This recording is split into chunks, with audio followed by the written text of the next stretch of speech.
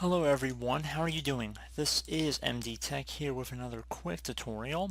In today's tutorial, I'm going to show you guys how to resolve if your right click menu doesn't seem to be going away after you click out of it, or perhaps you click on something but it just keeps an empty outline of the window on your screen.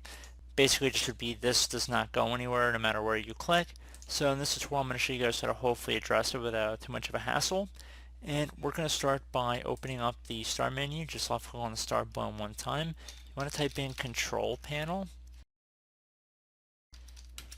Best match should say control panel. I'm going to left click on that one time. So you want to set your view by the category and then left click on system and security. Now you want to left click on system.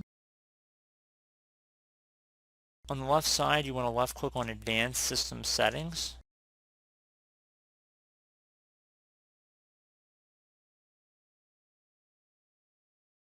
Underneath performance, visual effects, processor scheduling, memory usage, and virtual memory, left click on settings.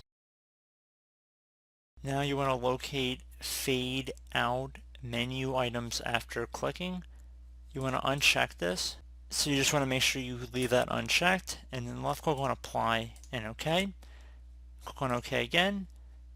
And then you can close out of here, which will just restarting your computer, and hopefully that has resolved the issue.